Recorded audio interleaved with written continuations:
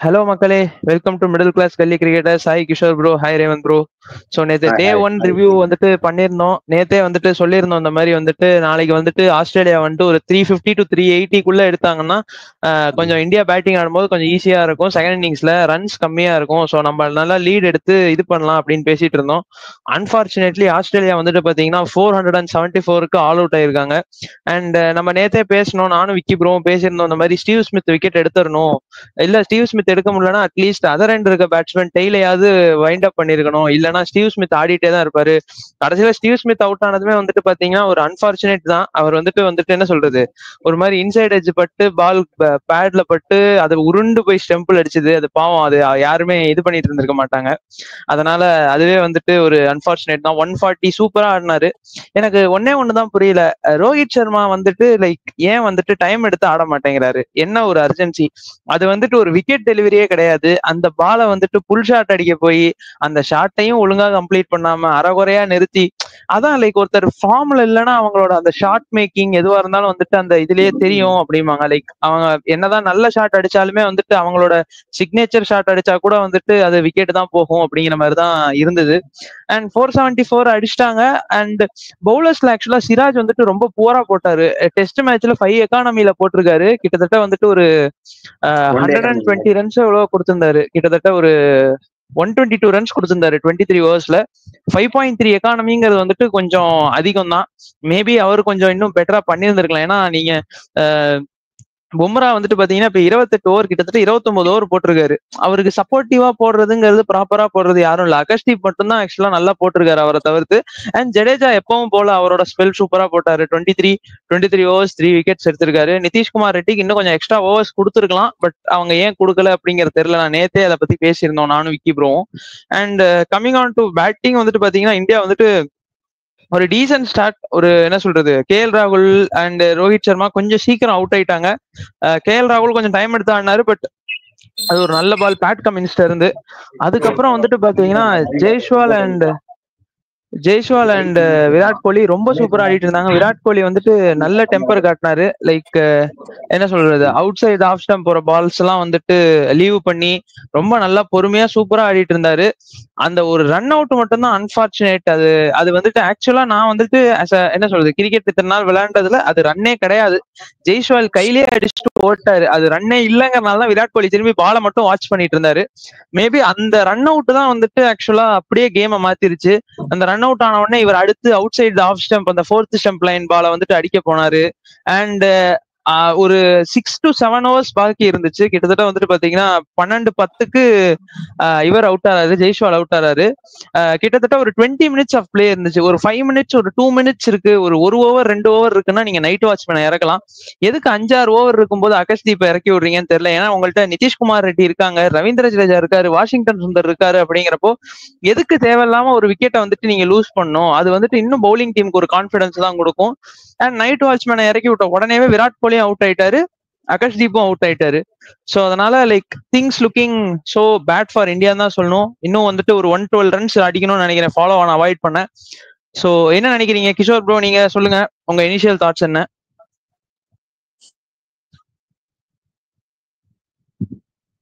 Kishore bro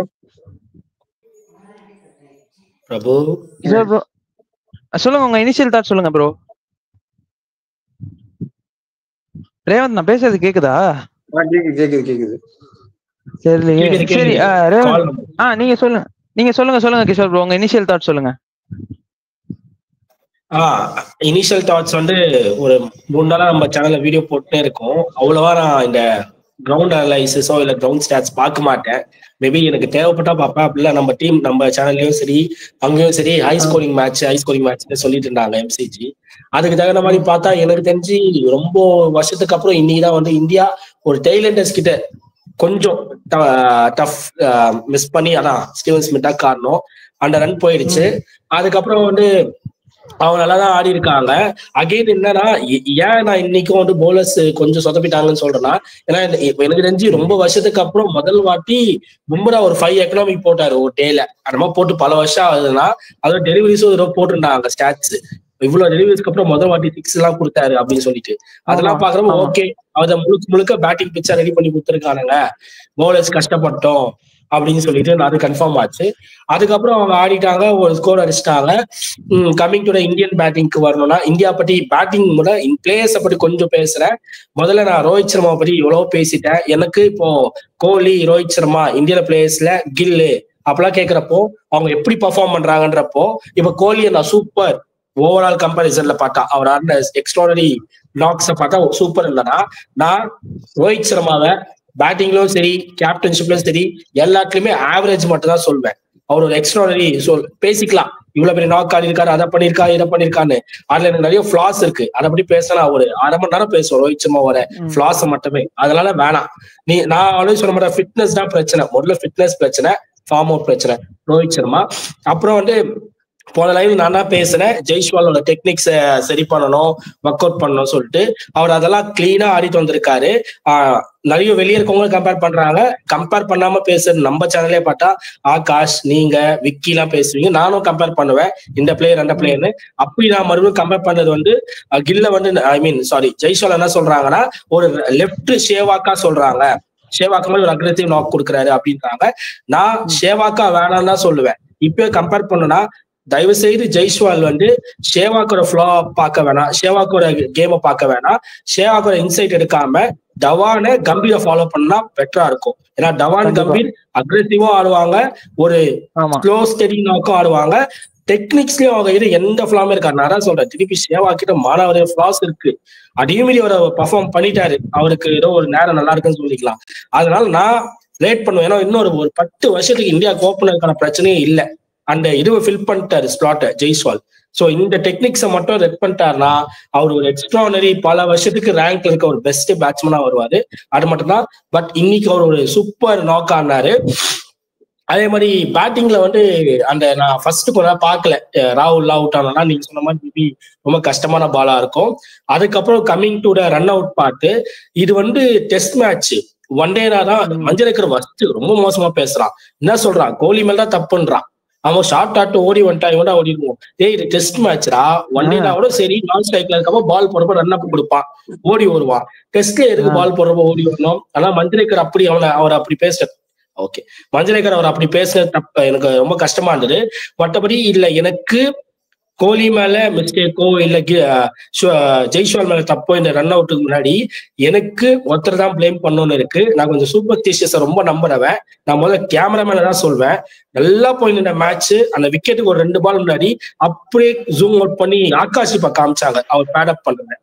அந்த இடத்துல எதுக்குடா காட்டுறாங்க? உங்களுக்கே தெரியும், நல்லா போயிட்டு நம்மளுக்கு தெரியும், நம்ம விளையாடி இருக்கோம். நல்லா போயிட்டு இருக்கப்போ ஒருத்தரை பேட் பண்ண சொல்றதோ இல்ல பேட் கழட்ட அந்த மாதிரி எது நடந்தாலும் அங்க ஏதோ ஒன்று நடக்கும். நான் அப்பயும் இல்ல போயின்னு இருக்கு, நல்லா ஒரு 10ஓட ஆடி இருக்குன்னா சொல்லி முடிக்கிறப்ப அதை காமிச்சாங்க. சத்தியமா ஏன்டா அதை பண்ணீங்கன்ற மாதிரி இருக்கு. கேமராமேன் தான் நான் ஃபர்ஸ்ட் அவனை தான் திட்டுவேன். அதுக்கப்புறம் இவங்க கொஞ்சம் 2 பேருமே இன்டென்ட் என்ன பண்ணிட்டாங்கன்னா அடுத்த ஸ்ட்ரைக் ஆடினோம்னு நினைச்சிட்டாங்க.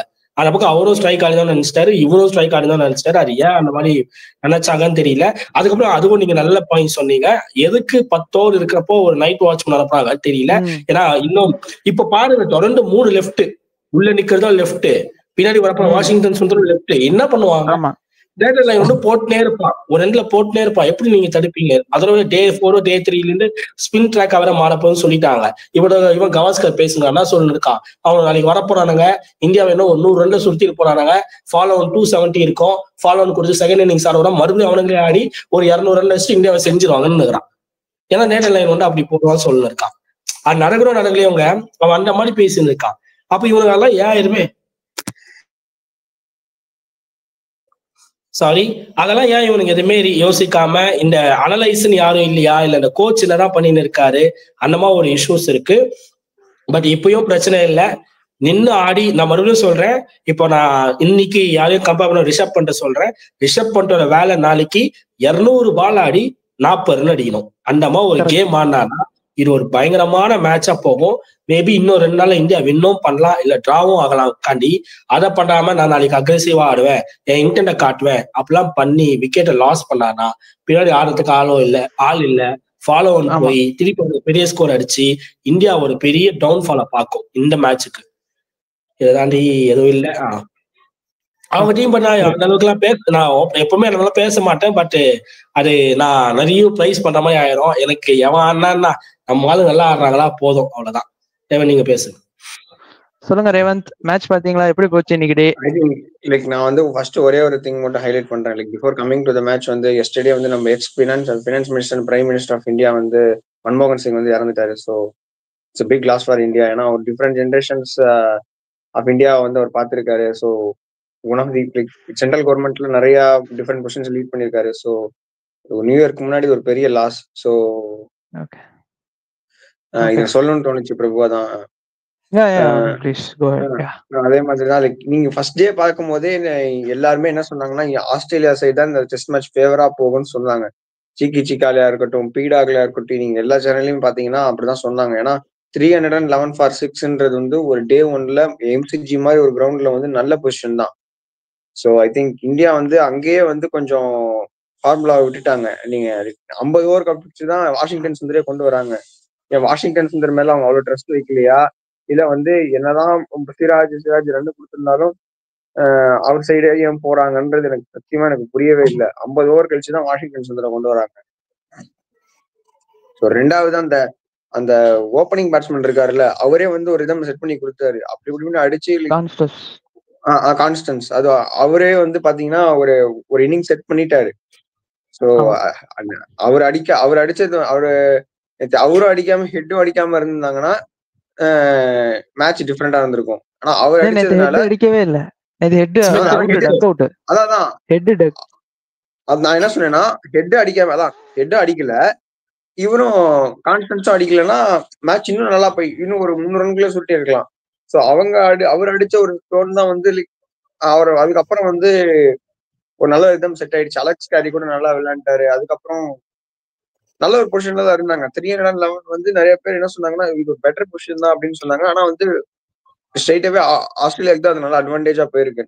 அதுக்கப்புறம் கூட வந்து பாத்தீங்கன்னா இன்னைக்கு வந்து ஒரு 160 பிளஸ் ரன்ஸ் அடிச்சுட்டாங்கும் போது ஸோ ஆஸ்திரேலியா வந்து நல்ல ஒரு டிரைவர் சீட்ல தான் இருந்தாங்க. So coming to India batting lineup வந்து பாத்தீங்கன்னா நான் ரோஹித் சர்மாவை அவர் நம்ம ஒண்ணுமே சொல்ல முடியாது. நிறைய பேர் என்ன ரோஹித் சர்மான்றாங்க. 2019-20 அப்புறம் தான் அவருக்கு டெஸ்ட்ல ஒரு இதுவே கிடைச்சது. அதுக்கு ஒயிட் பால் கிரிக்கெட்ல அவர் வந்து பெரிய ஆளு. ஒயிட் பால் ஃபார்மேட்ல அவரை நம்ம அடிச்சிக்கவே முடியாது. பயங்கர அக்ரெசிவான பிளேயரு. ரெட் பால் கிரிக்கெட்ல முரளி விஜய் ரிட்டையர் ஆனதுக்கு அப்புறம் தான் அவருக்கு வந்து ஒரு டெஸ்ட்ல ஒரு பொசிஷனே கிடைக்குதுங்கும் போது நம்ம ஏன் ரோஹித் சர்மா அடிக்கலன்னு சொல்றதுல எனக்கு எந்த ஒரு ரீசனுமே எனக்கு வந்து வேலிடா பண்ணல. ஸோ ஆனா இப்படி இப்படிதான் விளையாட போறேன்னு நினைச்சுன்னா அவர் வந்து நம்ம 6லயே ஆடி இருக்கலாம். KL ராகுல் ஓப்பனிங் ஆடி அமைச்சிருக்கலாம். அது ஒண்ணுதான் நான் எனக்கு தெரிஞ்சு பண்ண பெரிய மிஸ்டேக்கா நான் பாக்குறேன். ஏன்னா வந்து ஓப்பனிங் விளையாட போறேன் அப்படின்றது வந்து சொல்லி அதை வந்து பிரஸ்ல வேற இன்ஃபார்ம் பண்ணி அப்படி 3 ரன் 5 பால்ல அவுட் ஆகிறதுக்கு பேசாம KL ராகுல் ஆட வச்சு கொஞ்சம் நல்லா விளையாண்டு போறோம்னு எனக்கு என்னமோ தோணுது. மற்றபடி பெருசா ஒன்னும் ஹைலைட் சமரைஸ் பண்றது ஒண்ணும் இல்லை. லைக் வந்து இந்தியா வந்து பேட்டிங் ஸ்ட்ரகிள் 2-3 மேட்சா பேட்டிங் ஸ்ட்ரகிள் ஆகிட்டு தான் இருக்காங்க. அடிலைட்லயா இருக்கட்டும், பிரிஸ்பேன்லயா இருக்கட்டும் வந்து ரொம்ப கம்ஃபர்டபுளா வந்து அவங்க இதுல ஹெட்டோ இல்ல மார்னஸ் லெபுஷன்லாம் அட்லீஸ்ட் ஒரு நிக்கிறாங்களோ. மார்னஸ் லெபுஷன் அடிக்கலாமே ஒரு 2 நிக்கிறாருல. சோ அந்த மாதிரியான ஒரு கம்ஃபர்டபுள் இன்னிங்ஸ் வந்து யார்ட்டுமே இல்ல. சாரி, இந்த மேட்ச் அந்த ப்ராப்ளம் இல்ல ரேவன். நல்லா ஸ்கேன் பண்ணிட்டாங்க. அவங்களாதான் விக்கெட் க்ளோஸ் பண்ணிட்டு போனாங்க. ஜெய்ஸ்வாலா இருக்கட்டும், கோலியா இருக்கட்டும். இந்த மேட்ச் அதை பேசவே முடியாது. ஏன்னா 30க்கு 2-1 வந்திருக்கு. அதுக்கப்புறம் ஒரு ஆல்மோஸ்ட் 180 ரன்ஸ் பார்ட்னர்ஷிப் போட்டாங்க. அப்ப அங்க லாம்பர்ஸ்டேகனையும் ஸ்டீவன் ஸ்மித் மாதிரி ஆடிட்டாங்க. அப்படி ஆடின்னு இருக்கப்போ தேவையில்லாம ஒரு அன்வான்டா ஒரு அங்கர்ல போய் அவுட் ஆனதுதான். இன்னைக்கு நம்மளால சொல்லவே முடியாது. இன்னைக்கு இவங்களே தான் அவங்கள கிரேவ்ல போட்டுக்கிட்டாங்க. சப்போஸ் இன்னைக்கு நம்ம டிராப் ஆயிட்டா, இன்னைக்கு நம்ம பிரச்சனையா இருந்தா அப்ப நம்ம கன்ஃபார்ம் சொல்லலாம், ஓகே இஷ்யூ இருக்கு அப்படின்னு சொல்லிட்டு. பெர்த்துக்கு அப்புறம் பெர்த்தோட செகண்ட் இன்னிங்ஸ்க்கு அப்புறமே இந்தியா கிட்ட வந்துட்டு ஒரு பெரிய ஒரு நல்ல ஒரு டீசென்ட் பேட்டிங்கிற மாதிரி நம்ம பாக்கல. பெர்த்துல வந்துட்டு பாத்தீங்கன்னா அந்த செகண்ட் இன்னிங்ஸ்ல வந்துட்டு ஒரு 500 லீடு மாதிரி எடுத்து ஒரு 530 சம்திங் டார்கெட் வச்சாங்க. அதுக்கப்புறமே இந்த பேட்டிங் ஆர்டர் ஷஃபில், அப்புறம் என்ன சொல்றது, ஒரு மாதிரி இதுவா தான் போயிட்டு இருக்கு. இன்னைக்குமே வந்துட்டு பாத்தீங்கன்னா அந்த ரன் அவுட்க்கு அப்புறம் அப்படியே சீட்டு கட்டா சரிஞ்சிட்டாங்க. அது வந்துட்டு ஒரு அன்பார்ச்சுனேட் திங் தான். எப்பவுமே வந்துட்டு லைக் நீங்க வந்துட்டு டிவிஷன் கிரிக்கெட்ல ஆடும்போதே சொல்லுவாங்க, செகண்ட் இன்னிங்ஸ்லாம் ஆடும்போது ரன் அவுட்டே ஆகக்கூடாது. நீங்க ரன் அவுட் ஆனா அதோட டீம் மென்டாலிட்டியே அப்படியே மொராலே வந்துட்டு டவுன் பண்ணிடும். அதனால லைக் பார்த்து ஆடுங்க. அது ஆக்சுவலா சூசைட் கால் தான். அது வந்துட்டு ஃபீல்டர் வந்துட்டு அங்க சிங்கிள் கட் பண்ணும் தான் ஒரு ஷார்ட்டிஷ் மிடான் மாதிரி நிறுத்திருக்காங்க. அங்க இருந்து தேவையில்லாம வந்துட்டு லைக் கையிலேயே கொடுத்துட்டு ஒரு ஓட்டார். அது நான் விராட் கோலி மேல நான் தப்பே சொல்ல மாட்டேன். ஆக்சுவலா அது ரன்னே கிடையாது. நார்மலா வந்துட்டு எப்பவுமே பேட்ஸ்மேன் வந்துட்டு அதர் எண்ட்ல இருக்கவங்க அந்த பவுலர் போட்ட உடனே ஒரு 2 ஸ்டெப் முன்னால நடந்து வர்றதுங்கிறது வழக்கம். அந்த மாதிரி மனுஷன் நடந்து வந்து நின்னாரு. இவர் கையிலேயே அடிச்சுட்டு ரொம்ப என்ன சொல்றது ஒரு எந்தூல ஓடிட்டாரு. ஓகே ரன்ஸ் வந்துட்டு இருக்கு, அப்படியே அந்த ஃப்ளோல போலாம் ஓட்டாரு. அண்ட் நிறைய பேர் வந்துட்டு லைக் விராட் கோலி ஓடி இருந்திருக்கலாம்னு சொல்லுவாங்க. விராட் கோலி ஓடி இருந்தாருன்னா விராட் கோலி அந்த எண்ட்ல ரன் அவுட் ஆயிருப்பாரு. ஸோ அவ்வளவுதான், சிம்பிளா அப்படிதான் முடிஞ்சிருக்கும். அண்ட் மோரோவர் ஸ்மித்தை பத்தி ஆக்சுவலா கொஞ்சம் பேசியே ஆகணும். நாங்க நேத்து தான் வந்துட்டு நானும் விக்கி ப்ரோவும் பேசியிருந்தோம். ஸ்மித் வந்துட்டு ஒரு புவர் ஃபார்ம்ல இருந்தாரு. ஸ்மித் வந்துட்டு இந்த சீரீஸ்ல வந்துட்டு ஒண்ணுமே பண்ண மாட்டாரு அப்படிங்கிற மாதிரி நிறைய லைக் என்ன சொல்றது ஒரு பேண்டர்ஸ் இருந்தது. ஸ்மித் வந்துட்டு ஃபேப் 5ல இருக்காருன்னு தான் பேரு, பட் ஒரு ப்ராப்பரான ஒரு ஃபார்மே இல்லை அப்படின்னு சொல்லிட்டு இருந்தாங்க. பட் லாஸ்ட் 2-3 இன்னிங்ஸாவே வந்துட்டு அதை சம்மப் பண்ணிட்டாரு. ஒரு 80 அடிச்சாரு, லாஸ்ட் டெஸ்ட் ஒரு 100 அடிச்சாரு, இப்ப திரும்ப வந்துட்டு ஒரு 140. அண்ட் இப்போ இந்த விக்கெட்டுமே வந்துட்டு ஒரு அன்பார்ச்சுனேட் விக்கெட் தான். இல்லைன்னா இன்னைக்கு கூட ஒரு 180 அடிச்சிருப்பாரு. ஸோ அதனால அவரும் நல்லா இருந்தாரு. அண்ட் பேட் கமின்ஸோட பேட்டிங்கே வந்துட்டு நம்ம அப்ரிஷியேட் பண்ணுவோம். ஒரு 49 ஆட் ரன்ஸ் அடிச்சாரு. அவர் அடிச்சனாலதான் வந்துட்டு இந்த 470 வந்துச்சு. ஆக்சுவலா இந்த ஜெய்ஸ்வால் அண்ட் கோலி பேர் நின்றுந்தாலே வந்துட்டு இன்னைக்கு வந்துட்டு டே எண்ட்ல வந்துட்டு இந்தியா கமாண்டிங்கா முடிச்சிருப்பாங்கன்னு சொல்லலாம். அந்த ஒரு run out and Virat Kohli wicket தான் வந்துட்டு இப்போ இந்தியா வந்துட்டு என்ன சொல்றது ஒரு சஃபர் பண்ற ஸ்டேஜ்ல கொண்டு வந்து விட்டுருக்கு. இப்ப கிஷோர் ப்ரோ சொல்ற மாதிரி நாளைக்கு வந்துட்டு ரிஷப் பண்ட் வந்துட்டு நல்ல ஸ்பின்னை டேக் ஆன் பண்ணுவாரு. வேற ரவீந்திர ஜடேஜா அண்ட் வாஷிங்டன் சுந்தர்னால அதே மாதிரி பண்ண முடியுமா அப்படின்னு தெரியல. மேபி ஸ்ட்ரகிள் ஆகலாம். லைக் ஆடிட்டாங்க, நல்லா நெகோசியேட் பண்ணிட்டாங்க நேதன் லயன்னா, பிரச்சனை இல்லை. ஹூனோஸ் நாளைக்கு திடீர்னு அவங்க டிராவிஸ் ஹெட்டை கூட கொண்டு வந்து ஒரு 2 ஓவர் போட வைக்கலாம். இன்னொன்னு நம்ம என்ன புரிஞ்சுக்கணும்னா மெல்போர்ன் கிரவுண்ட் ரொம்ப பெருசு. லைக் 6 அடிக்கிறதுங்கிறது வந்துட்டு ஒரு சிட்னியில் அடிக்கிற மாதிரியோ ஒரு கேபால் அடிக்கிற மாதிரியோ ஈஸியா இருக்காது. நம்ம பார்த்தோம் நிறைய டிரைவ்ஸே வந்துட்டு பாத்தீங்கன்னா லைக் என்ன சொல்றது ஒரு மாதிரி போய் பாதி ஒரு கால்வாசி கிரவுண்ட்ல நின்னுரும் பால். ஸோ மேக்சிமம் அந்த ஒரு ரீசன் இருக்கிறதுனால மேபி நாளைக்கு கொஞ்சம் பண்ட்டுமே டேக் ஆன் பண்ணாருன்னா ஒரு மாதிரி ஸ்ட்ரகிளா இருக்கும். என்னை பொறுத்த வரைக்கும் நாளைக்கு ஃபர்ஸ்ட் திங் இந்தியா பண்ண வேண்டியது ஃபாலோ ஆன் இல்லாம பாத்துக்கணும். ஃபாலோ ஆன் விடாம அதை வந்துட்டு ஃபர்ஸ்ட் அதான் பிரபு லைக் அந்த நேத்து அன்னைக்கு மாதிரி தான் அன்னைக்கு இந்த ஃபாலோ ஆன் அவாய்ட் பண்ணதுக்கே இவங்க எல்லாம் குதிக்க போறாங்க. அதான் நடக்க போகுது. சோ ஆனா அது பண்ணுவாங்களான்னு எனக்கு தெரியல. லைக் 3rd 4th டே வந்து பிட்ச் எஃபெக்டிவா இருக்கும்னு தான் நம்ம வாஷிங்டன் சுந்தர பவுலிங் எடுத்துட்டு வந்தோம் 3rd டேக்கு. ஆனா இவர் கடைசியில இப்ப பேட்டிங் வர போறாருங்கும் போது லைக் எப்படி இந்த ப்ரெஷரை ஹேண்டில் பண்ணுவாங்கன்னு தெரியல எனக்கு. என்ன பொறுத்த வரைக்கும் நிதிஷ்குமார் ரெட்டி அண்ட் வாஷிங்டன் சுந்தர் வந்துட்டு இருக்காங்க. அது பிரச்சனை இல்ல. ஃபர்ஸ்ட் ஃபாலோ ஆன் அவாய்ட் பண்ணிட்டு ஜடேஜா பேட்டிங் ஆடிட்டு இருக்காரு. நான் ஜடேஜா இல்லாம சொல்றேன், ஜடேஜா ஆடிட்டு இருக்காங்க, பேட்டிங் இல்லாம சொல்றேன். எனக்கு என்னன்னா ஃபர்ஸ்ட் வந்துட்டு இவங்களே விக்கெட் விடாம அந்த ஃபாலோ ஆன தாண்டி போயிட்டு எனக்கு தெரிஞ்சு ஒரு ட்ரையல் பை 100 ரன்ஸ் ஒரு அந்த மாதிரி இருக்கும்போது அவுட் ஆனாங்கன்னா பரவாயில்ல, அட்லீஸ்ட் ஏதாவது ஒரு ஃபைட் பேக் பண்ணலாம் அடுத்த இன்னிங்ஸ்ல. ஏன்னா நாளைக்கு வந்துட்டு என்னை பொறுத்த வரைக்கும் இந்தியா விக்கெட் விடாம ரன்னு கூட வரலன்னா பரவாயில்ல, இன்னொரு 100-150 ரன் அடிச்சாலும் விக்கெட் விடாம நின்ட்டாங்கன்னா நாளைக்கு ஒரு டேவை சேவ் பண்ணிட்டாங்கன்னா போதும். ஏன்னா 4-5க்கு அப்புறம் வந்துட்டு பாத்தீங்கன்னா பேட்டிங் ஆடுறது ரொம்ப கஷ்டம் மெல்போர்ன்ல. நம்ம கிட்டயும் வந்துட்டு ஸ்பின்னர்ஸ் இருக்காங்க, ஜடேஜா இருக்காரு, வாஷிங்டன் சுந்தர் இருக்காருங்கிறனால 4th டே 5th டேக்கு மேட்ச் போயிடுச்சுன்னா பிரச்சனை இல்லை. நாளைக்கு இந்தியா ஆல் அவுட் ஆனாங்க அப்படின்னாதான் வந்துட்டு இப்ப இந்தியாவுக்கு கொஞ்சம் கஷ்டமா இருக்கும். நாளைக்கு இந்தியா ஆல் அவுட் ஆயிட்டாங்கன்னா எனக்கு தெரிஞ்சு கிஷோர் ப்ரோ சொல்ற மாதிரி எய்தர் அவங்க வந்துட்டு அவனுங்களே செகண்ட் இன்னிங்ஸ் பேட்டிங் ஆடி அவங்க ஒரு வந்துட்டு ஒரு 200-300 ரன் அடிச்சு டிக்ளேர் பண்ணிட்டு திரும்ப நம்மள ஆட விடலாம். அப்படி இல்லைன்னா சரி நீ ஃபாலோ ஆன் ஆடு, நீ அடிச்சு எவ்வளவு அடிக்கிறியோ ஸ்கோரை கொடுன்னு சொல்லிட்டு திரும்ப வந்துட்டு நம்ம அந்த செகண்ட் டெஸ்ட் மாதிரி வந்துட்டு 19 ரன் டார்கெட்டு இல்ல ஒரு 100 ரன் எக்ஸ்ட்ரா வச்சு 100 ரன் 110 ரன் டார்கெட் அப்படிங்கிற மாதிரி கொடுப்போம். எனிதிங் பிலோ 150 அவங்க ஈஸியா சேஸ் பண்ணிடுவாங்க. இப்ப பொறுத்த வரைக்கும் நாளைக்கு இந்தியா வந்துட்டு டே சேவ் பண்ணும். ரிஷப் பண்ட் வந்துட்டு கொஞ்சம் என்ன சொல்றது நேதன் லயனை டெம்ப்ட் ஆகாம கொஞ்சம் டிஃபென்ஸ் வச்சு அவர் கிஷோர் பால் சொன்ன மாதிரி ஒரு 100 பால் 200 பால் அப்படின்ட்டு ரன்ஸை வந்துட்டு கணக்கு வைக்காம இப்ப 10 ஓவர் ஆடணும், இந்த 10 ஓவரை நெகோசியேட் பண்ணிடணும், இந்த அடுத்த 15 ஓவர் தட்டி ஆடணும், இந்த மாதிரி நெகோசியேட் பண்ணிட்டாங்கன்னா பிரச்சனை இல்லாம இருக்கும். சோ ஃபைனல் தாட்ஸ் சொல்லுங்க, நாளைக்கு இந்தியா என்ன பண்ணும்? ரேவந்த் நீங்களே ஃபர்ஸ்ட் சொல்லுங்க.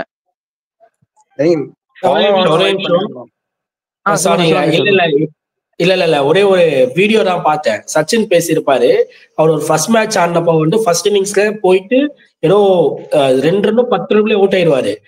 வந்து ஓவர் செகண்ட் இன்னிங்ஸ் போயிட்டு என்ன பண்ணுவாருன்னா டைமை பார்த்து பாருங்களாம். 2 மணி, நான் 3 மணி வரைக்கும் விளையாடணும், எத்தனை பால் ஆடுறேன், எவ்வளவு நேரம், எத்தனை பால் ஆடுறேன், எவ்வளவு ரன் அடிக்கலாம் பாக்கலையா, டைமை பார்த்துட்டு 1 hour ஆடினா 2 மணி நேரம் அந்த மாதிரி டைமை பார்த்து டைமுக்கு ஆடினாருங்களாம். 2 hours ஆட்டு வந்தாராம். ஆட்டு வரப்போ 40 ரன் வச்சுருந்தாராம். அதுதான் நாளைக்கு டைம் தான் பார்க்கணும். 8 மணி நேரம் விளையாடுவாங்க கண்டிப்பா, 90 over. அப்ப அந்த டைம் எப்படி காலி பண்ணணும் அதைதான் பார்க்கணும். அதை விட்டுட்டு ஏன்னா இன்னைக்கே பாத்தீங்கன்னா ஜெய்சோல் கொண்டாட்டு என்ன பண்றாங்கன்னா லெக் சைட்ல 5 ஃபீல்டர் நிக்க வச்சுட்டாங்க. பேட் கமிஸ் 5 ஃபீல்டர் நிக்க வச்சு பின்டி போட்டுனே இருக்கான். அப்ப டெம்ட் ஆகும் கண்டிப்பா. இவரெல்லாம் வந்து அக்ரெசிவ் ஆடுறோம்னா இவரெல்லாம் டெம்ட் ஆகாது. டெம்ட் ஆகி நல்லா ஷாட் பட்டுச்சுன்னா, பேட்ல மிட்ல பட்டுச்சுன்னா ஓகே. அவுட் சைட் எட்ஜோ இன்சைட் எட்ஜ் எல்லாம் பட்டுச்சுன்னா நெக் ஏறிச்சுன்னா அப்படியே பூச்சி போட்டு முடிச்சிருவாங்க. இல்ல மீட் பண்ணாலுமே கிரவுண்ட் ரொம்ப பெருசு ஆக்சுவலா, அதுவுமே கொஞ்சம் பிரச்சனை. கரெக்டா அடிச்சா மட்டும்தான் கிளியர் ஆகுமே. பட் பாப்போம். சொல்லுங்க ரேவந்த், நாளைக்கு என்ன பண்ணும் இந்தியா? அதான் ஃபாலோ ஆன ஃபர்ஸ்ட் நம்ம அவாய்ட் பண்ணணும். ஸோ அதுலயே அதுக்கான பேட்டிங் லைனப் இருக்கு. இருந்தாலும் எனக்கு என்ன ஒரு பயமா இருக்குன்னா ஃபாலோ ஆன எப்படியாச்சும் அவாய்ட் பண்ணிடணும். ஏன்னா லாஸ்ட் டைம் ஃபாலோ வந்து 42 ரன்ஸ் அப்படி இருக்கும்போது வந்து ஏதோ லைக் ஜடேஜாக்கும் வச்சு ஆகாஷ்தீப்புக்கும் பும்ராக்கும் மாட்டிக்கிச்சு. இந்த வாட்டி வந்து ஆகாஷ்தீப் வேற லாஸ்ட் டெத்துல உங்களுக்கு கான்ட்ரிபியூட் பண்றதுக்கு அவர் இல்லை. ஸோ அப்படி இருக்கும்போது அந்த 3 பேட்ஸ்மேன் தான் நல்லா பண்ணணும். ஸோ இதுல வந்து ஜடேஜா அண்ட் பண்ட் வந்து எக்ஸ்பீரியன்ஸ்டான ஆளுங்க. ஸோ லைக் இது மாதிரி கரண்ட் சுச்சுவேஷன்ஸ்ல வந்து பண்ணியிருக்காங்க. லைக் ஜடேஜா வந்து எஸ்பெஷலி சேனா கண்ட்ரீஸ்ல நிறைய இம்பார்ட்டன்ட் நாக்ஸ் ஆடி இருக்காரு. ஸோ பண்ட்டும் அப்படி இப்படி படுத்துட்டு 6 அடிப்பாரு, அப்படி படுத்துட்டு 6 அடிப்பாரு. ஸோ எனக்கு தெரிஞ்சு வாஷிங்டன் சுந்தர் நிதிஷ் ரெட்டி வந்து இந்த மாதிரி கரண்ட் சுச்சுவேஷன்ல ஆடி பழக்கம் இல்லை. ஸோ அப்படி இருக்கும்போது அவங்க கொஞ்சம் பார்த்து விளையாடணும். ஃபாலோ ஆன மெயினா அவாய்ட் பண்ணி விட்டுருணும். லைக் அதுக்கப்புறம் டே ஃபுல்லா கொஞ்சம் எனக்கு தெரிஞ்சு டே ஃபுல்லா நிக்கிற அளவுக்கு பேட்டிங் லைனப் இது இல்லை. எனக்கு நல்ல பேட்டிங் லைனப் தான். ஆனால் டே ஃபுல்லா எடுத்துட்டு போவாங்களான்னு கேட்டீங்கன்னா எனக்கு தெரியல. ஃபாலோ ஆகணும், அவாய்ட் பண்ணிடணும், அவ்வளவுதான். கிஷோர் ப்ரோ, நீங்க என்ன சொல்ற நினைக்கிறீங்க? நீங்க சொல்லுங்க உங்க ஃபைனல் தாட்ஸ். ஃபைனல் தாட்ஸ் மாதிரி நான் இந்த ஃபாலோ ஆனுக்கு பதிலா நான் என்ன நினைக்கிறேன்னா, நான் ரொம்ப வருஷமா சொல்லிட்டு இருக்கேன். ஐ மீன் நம்ம சேனல்ல ஒரு 3-4 மாசமா பேசிட்டு இருக்கேன். என் மைண்டு ரொம்ப வருஷமா இருக்கு. நிக்க மாட்டாங்க நின்னாடி காட்ட மாட்டாங்கன்னு சொல்லிட்டு இருக்கேன். அப்படியே 2001க்கு ஜம்ப் பண்ணலாம். பட் அங்க அப்போ வந்து கொல்கட்டால தான் நடந்தது, ஒத்துக்கிறேன். இந்தியாவில் நடந்தது, புது டீம், அப்பயும் டிரான்சிஷன் தான். கங்குலி அப்பதான் கேப்டன் ஆகிறாரு. எல்லா சின்ன பசங்க, ஹர்பஜன் சின்ன பையன், சேவாக் சின்ன பையன், லக்ஷ்மண் சின்ன பையன், எல்லா சின்ன பையன் வைக்கிறப்போ அவங்க ஆல்மோஸ்ட் 400 இதே மாதிரி 400 அடிச்சிடறாங்க. இந்தியா ஃபர்ஸ்ட் இன்னிங்ஸ் வந்து ஆடுறாங்க. ஃபர்ஸ்ட் இன்னிங்ஸ் வரப்போ ஒரு நல்ல ஸ்டார்ட் கொடுக்குறாங்க. சேவாக்கும் சச்சின் நினைக்கிறேன் டக்குன்னு ஒரு 2 விக்கெட் விழுந்தது மிடில்ல. அதுக்கப்புறம் இதே மாதிரி ஃபாலோ ஆன் பண்ணுவாங்களா, ஃபாலோ ஆனியாச்சும் ரெஸ்ட்ரிக்ட் பண்ணுவாங்களான்றப்போ 2 புது பசங்க, டிராவினாவாச்சும் கொஞ்சம் சீனியர், லக்ஷ்மண் ரொம்ப புது பையன், அவங்க 2 பேரும் நின்று ஒரு டே ஃபுல்லா ஆடி காமிச்சாங்க. அததான் நாளைக்கு ரிஷப் பண்ணிட்டோம் ஜடேஜா பண்ணா ரொம்ப ஹாப்பியா இருக்கும். அவெல்லாம் இதுதான் நான் எதிர்பார்க்கிறேன். இல்லைங்க ரிஷப் பண்ணிட்டோம் ஜடேஜா அளவுக்கு அவங்க பேட்டிங் வேற இவங்க பேட்டிங் வேற, அதெல்லாம் பேசலாம். பட் ஸ்கில் ஆல்மோஸ்ட் கொஞ்சம் அங்க ஸ்டாண்ட் ஸ்கில், இங்க அக்ரெசிவ் ஸ்கில். பட் அதையும் நீங்க மாட்டிதான் ஆகணும். இங்க நம்ம பார்த்துட்டு தான் இருக்கோம் நிறைய பிளேயரு. இப்ப கூட எம்சிஜில ஆடினதுதான் காமிச்சுட்டே இருக்காங்க. ரஹானே ஆடினது 2020 ஆடி இருக்காரு. 223 balls 100 ball வச்சிருக்காரு. அந்த நாக்க இவரு நாளைக்கு ரிஷப் பண்ணிட்டோம் இல்ல ஜடேஜா ஆடினாங்கன்னா டிரா மேட்ச் இல்ல இந்தியா வின்னு. இவ்வளவுதான் வேணும். நான் ஃபாலோ எல்லாம் கூட வேணாம், நீ நின்று ஆடுங்க போதும். கரெக்ட். எனக்குமே அதான். நாளைக்கு வந்துட்டு லைக் டே சேவ் பண்ணும் இந்தியா அப்படிங்கறதுதான் மெயின் மெயின் டார்கெட்டா இருக்கணும். நாளைக்கு வந்துட்டு டே ஃபுல்லா இந்தியா பேட்டிங் ஆட்டாங்க. நாளைக்கு at the end of the day வரைக்கும் India batting ஆட்டாங்கன்னா 4th and 5th டேல வந்துட்டு இந்தியாவுக்கும் ஒரு சான்ஸ் இருக்கும். எய்தர் வின் சான்ஸ் கம்மினாலும் at least they will try to டிராவாது பண்ண பார்க்கலாம். ஏன்னா அதுக்கப்புறம் அவங்க வந்துட்டு பேட்டிங் ஆடி அவங்க ஒரு டார்கெட் போஸ்ட் பண்ணதுக்கு அப்புறம் நம்ம வந்து and mostly India should follow that. என்ன சொல்றது, இப்ப விராட் கோலி வந்துட்டு பாத்தீங்கன்னா நல்லா தான் ஆடினாரு. அந்த 36 ரன் அடிச்சதே 86 பால்ல சூப்பரா ஆடினாரு. என்னை பொறுத்த வரைக்கும் ஆஸ்திரேலியா மாதிரி கண்டிஷன்ஸ்ல நீங்க 100 பால் 30 ரன் அடிச்சாலே அது வந்துட்டு ஒரு நல்ல ஸ்கோர் தான். நம்ம பார்த்திருக்கோம் ராகுல் டிராவிட்லாம் 40 பால் 0 41வது பால் சிங்கிள் அடிச்சுட்டு இப்படி பேட்டப் பண்ணி காட்டுவாரு. ஆஸ்திரேலியாவை பொறுத்த வரைக்கும் நீங்க வந்துட்டு நிக்கணும். நின்னாலே உங்களுக்கு தானா ரன் வரும். 118 பால் 82 ஜெய்ஸ்வால் அடிச்சதா இருக்கட்டும், ஈவன் 42 பால் 24 ராகுல் அடிச்சதே நல்ல இதுதான். அவர் கமின்ஸ் போட்ட பால் நல்ல பால், சூப்பர் பால். அது ஒண்ணுமே பண்ணிருக்க முடியாது. அது ஒண்ணுதான் ரீசன். சோ அதனால நாளைக்கு டைம் எடுத்து ஆடுங்க. அண்ட் இன்னொன்னு என்னன்னா வந்துட்டு விராட் கோலியை வந்துட்டு ரொம்ப பூ பண்ணாங்க கிரௌட். ஆக்சுவலா நம்ம எல்லாத்துக்குமே தெரியும் விராட் கோலி எப்பவுமே வந்துட்டு ஒரு அவரோட ஸ்டேச்சர்ல வந்துட்டு அந்த அந்த அந்த மாதிரி பிளேயர்ஸ் வந்துட்டு லைக் என்ன சொல்றது, கோடியில ஒருத்தங்க தான் வந்துட்டு. ஆமா, பேட்டிங் ஆடும்போது தான் ரொம்ப பூ பண்ணாங்க. பிளஸ் அவுட் ஆயிட்டு போகும்போது அவரை ஸ்டாண்ட்ஸ்குள்ள அந்த இதுக்குள்ள பெவிலியனுக்குள்ள நடந்து போகும்போது ரொம்ப வந்துட்டு இது ஹெல்ப் பண்ணாங்க. அவங்களுக்கு ஒண்ணு புரிய மாட்டேங்குது. சச்சினை விட அதிக செஞ்சுரி எகெயின்ஸ்ட் ஆஸ்திரேலியா அவர் தான் அடிச்சிருக்காரு. ஆஸ்திரேலியன் கிரவுண்ட்ஸ்ல அதிக செஞ்சுரி வந்துட்டு லைக் அவங்க பிளேயர்ஸ் நிறைய பேரோட இவர் தான் ஜாஸ்தி அடிச்சிருக்காரு. ஸோ அப்படி இருக்கும்போது கொஞ்சம் கிரௌடு யோசிக்கணும். இது வந்துட்டு என்ன சொல்றது, ஒரு ஒரு அந்த இவரு லோகேஷ் கனகா சொல்ற மாதிரி தான், அடிபட்ட சிங்கமா இருந்தாலும் சிங்கம் என்னைக்கும் சிங்கம் தான்.